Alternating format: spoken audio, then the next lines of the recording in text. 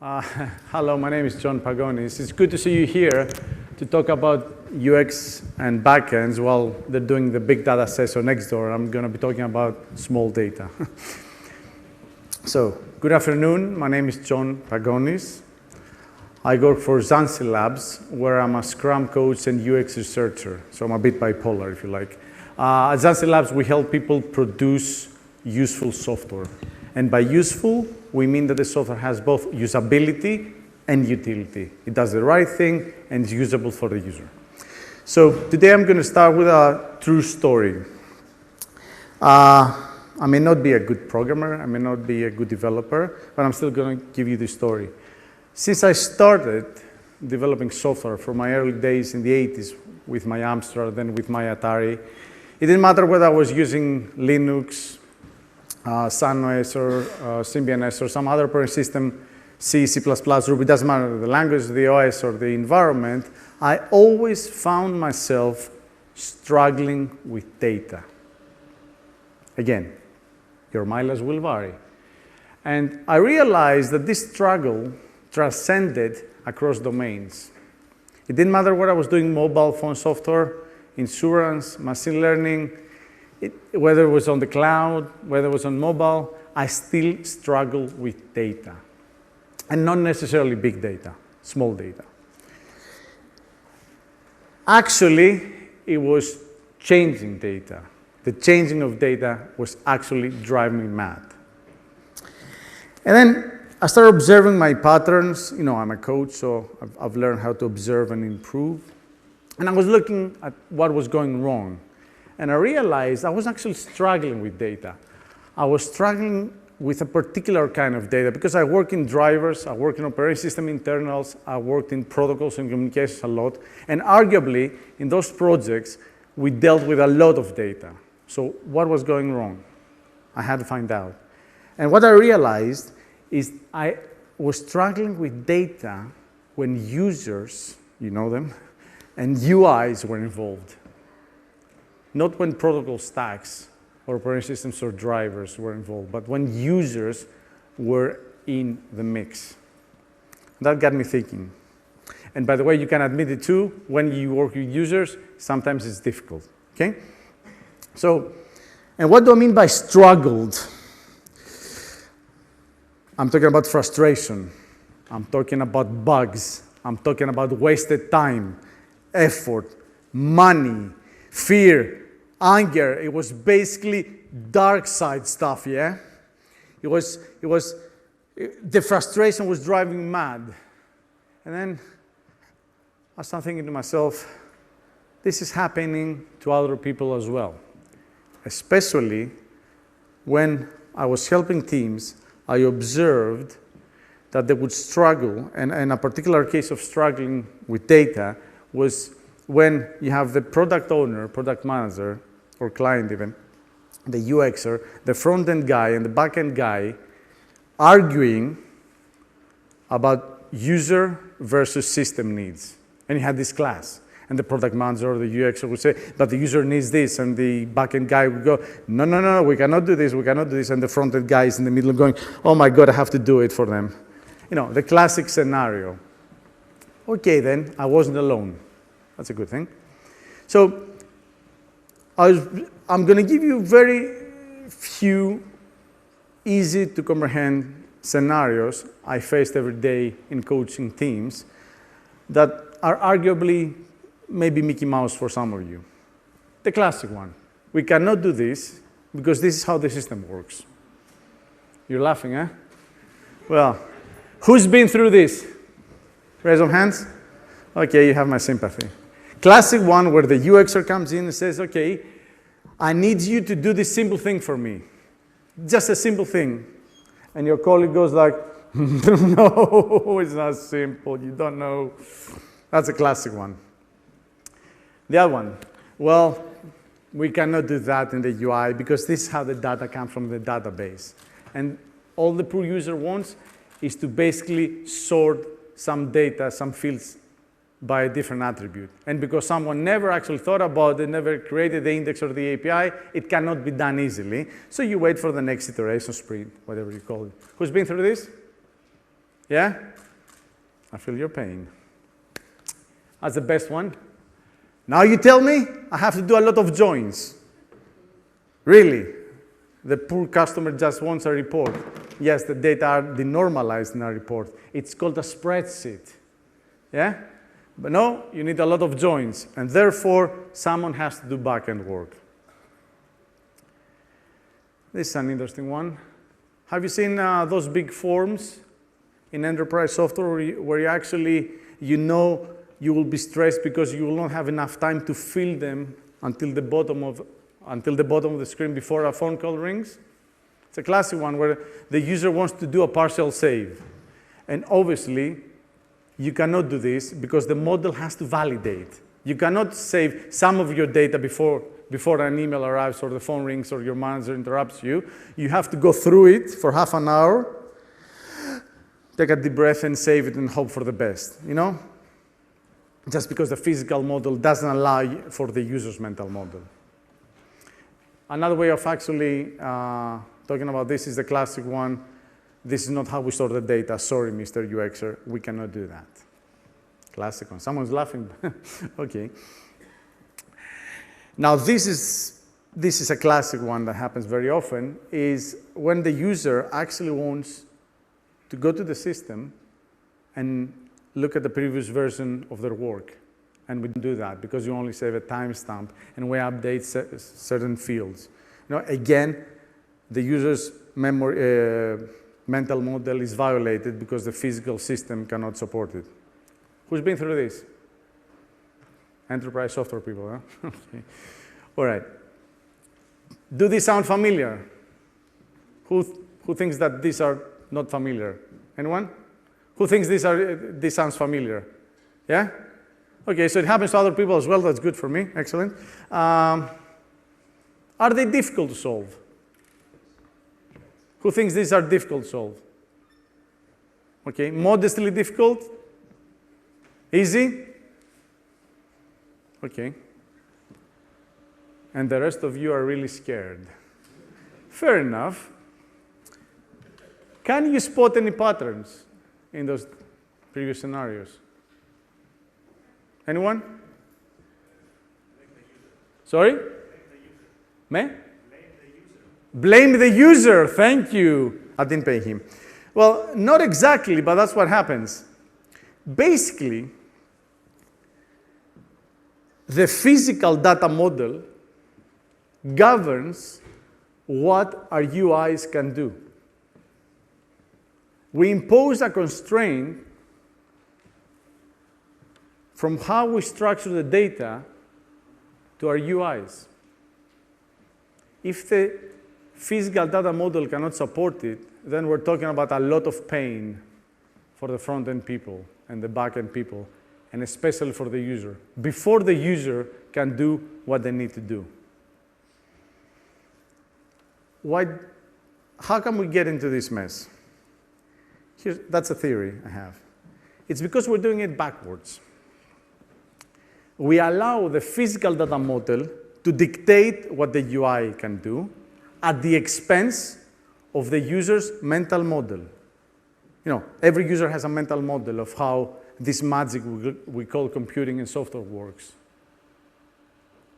And we punish the user for building a mental model because the UI cannot support the user's mental model because the UI is crippled from our physical data model, from the bits, the bytes, the arrays, the floats, and the blobs in the database. We restrict the UI, therefore, we restrict how the user is allowed to think.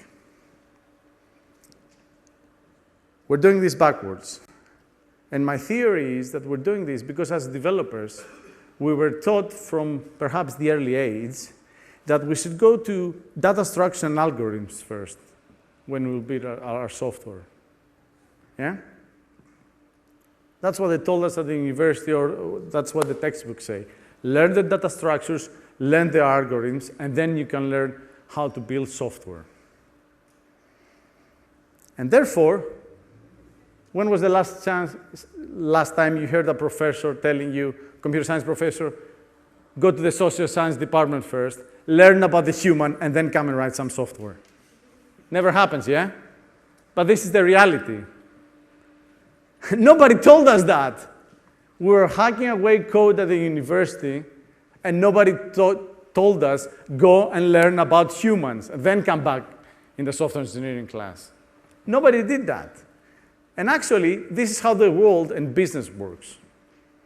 And so, the UX designer is called to spray some magic pixie dust on top of the software to UX it up. And of course, you cannot magically turn a poorly designed backend, a poorly designed data model, into a humane user experience. You can't. You're not a magician. So what can we do then? How about we engage, as developers, the user from the start? Engage the user.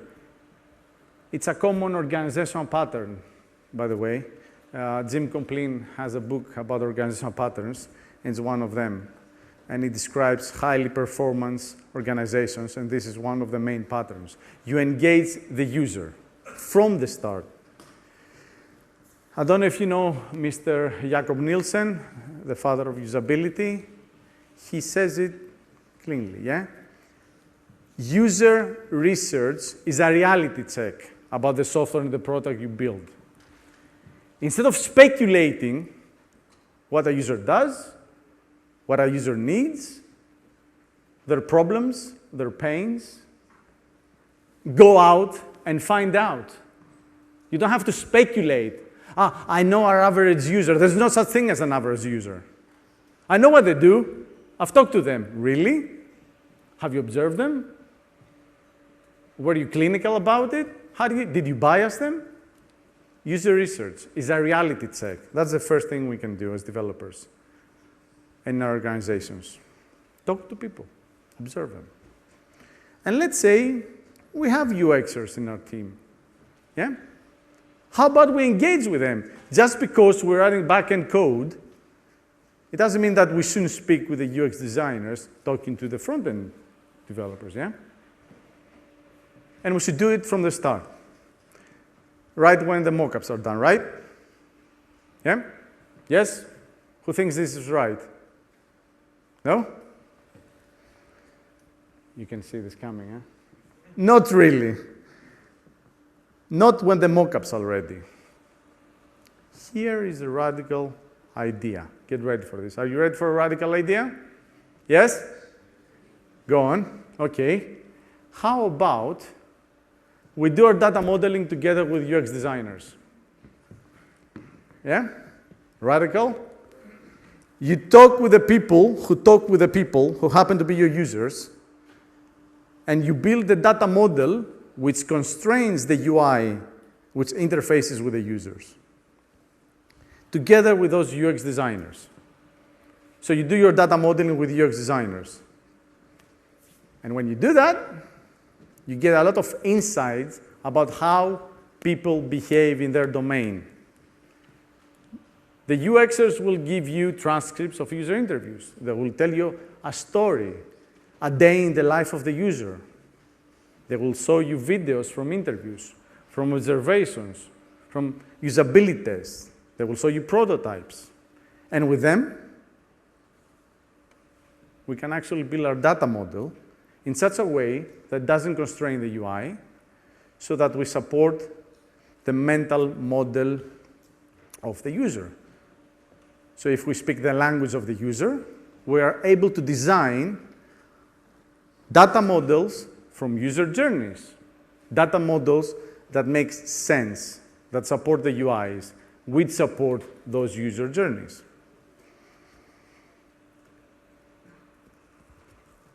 Data models which support the UI in order for the user to do what they need to do, effectively support the user's mental model, how they think about the world, how they think about the system, how they think about their business. And then they are the experts. Yeah? We're just supplying magic to them to do what they need to do. Our magic better work. Mr. Alan Cooper, who is an interaction design expert, and his scene in life is that he was part of the VB team, said this 10 years ago. Our responsibility is to ensure that our products, our software products, adequately reflect the user's mental models. Ensure that the product reflects the user's mental model. And when you do that, you have happy users, satisfied customers. If we don't do this, we get the wrong product. We waste time and money building something that the user cannot actually fully use. That constrains the user. That creates unhappy users and unsatisfied customers. And most importantly, it creates waste. Depending on who you believe, 60 to 80% of all of the enterprise software features are left unused. If you have money, maybe you don't care about the 60% or 80% crud there. Maybe you don't care. But if you care about time to market, you don't want to put the 80% in front of the 20% that matters. That can kill your business. So what we need to do is build products which are useful. We don't want to be building the wrong products. I don't think anyone in here, or maybe you do, has enough time and money to be building the wrong product. Do you? Anyone? That's good then. Thank you very much.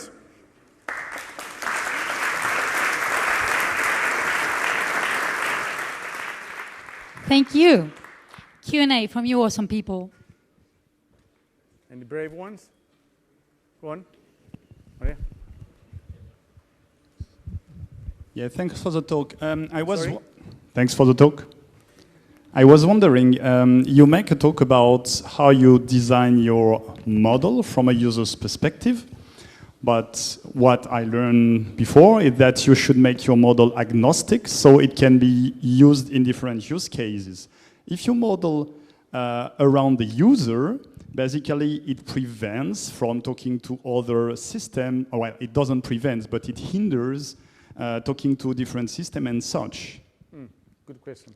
Okay, so I said that we're doing it backwards. We're thinking of data structures, bits and bytes. We're building it, and then we expect the UI to be able to do what the user needs to do, but we constrain the UI because of the physical data model. If we start from the other way around, let's say you have a user journey, yeah? And you analyze it with a UX designer, you see the interactions, the motivations, the goals of the user. You can pick up the language, you can pick up the domain objects, and you can pick up the relationships from the nouns and the verbs, for example, yeah?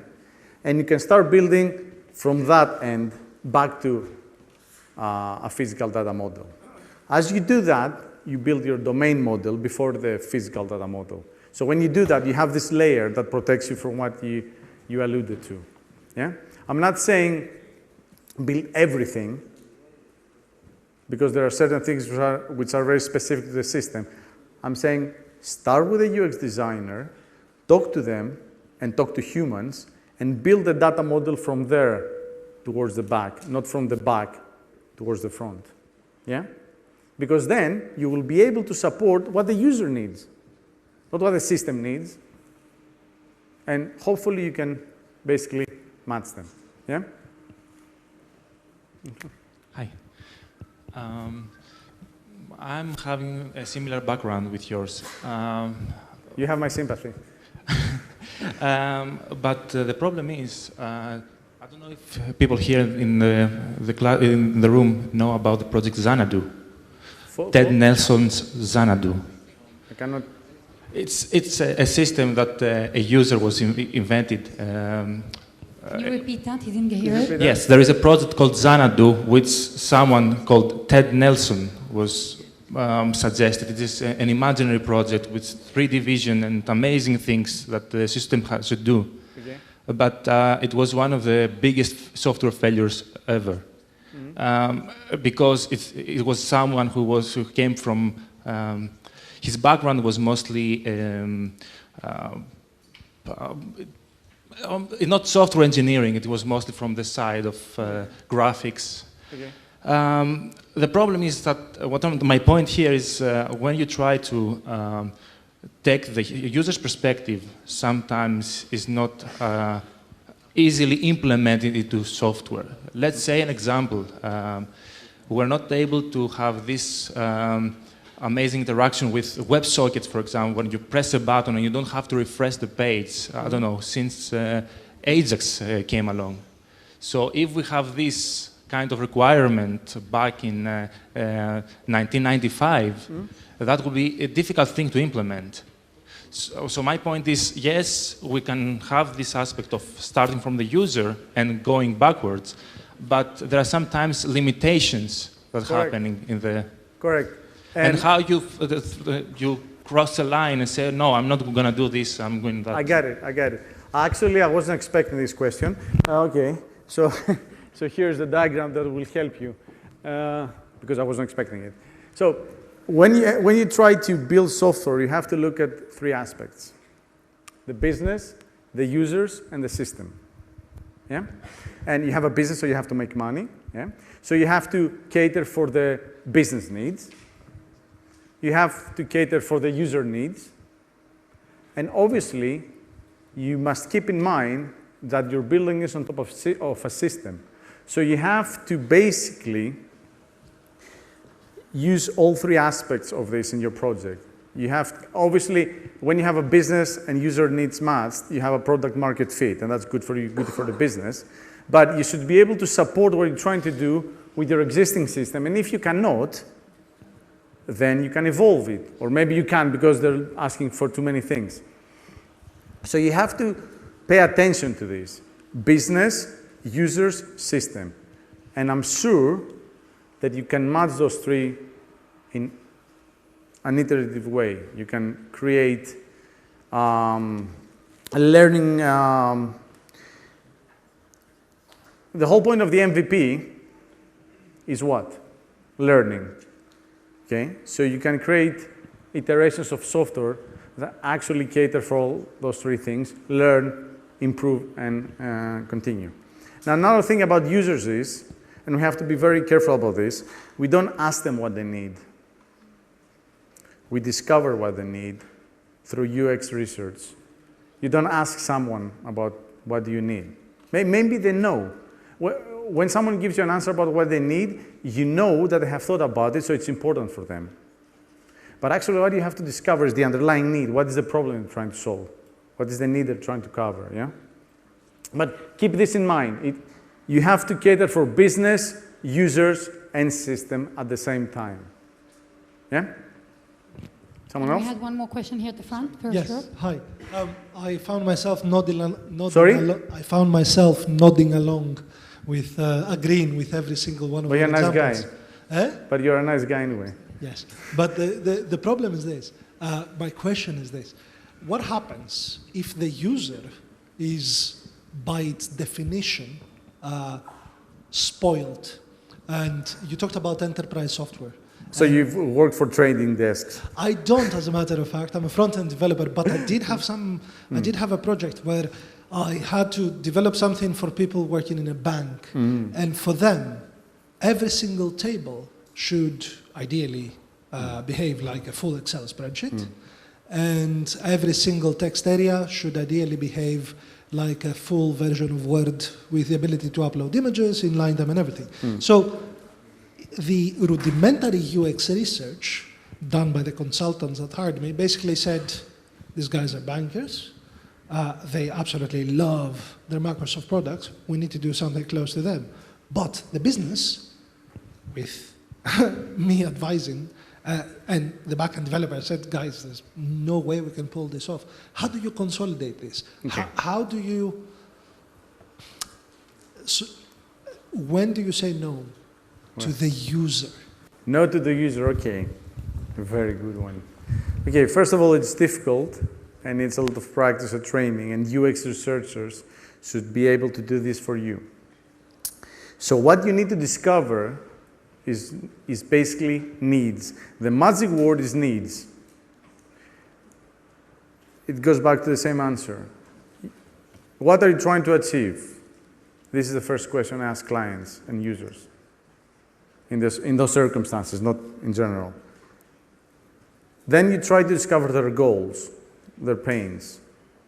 And if those are important enough, and they really cover their needs, and their needs actually make money for the business, then you do it.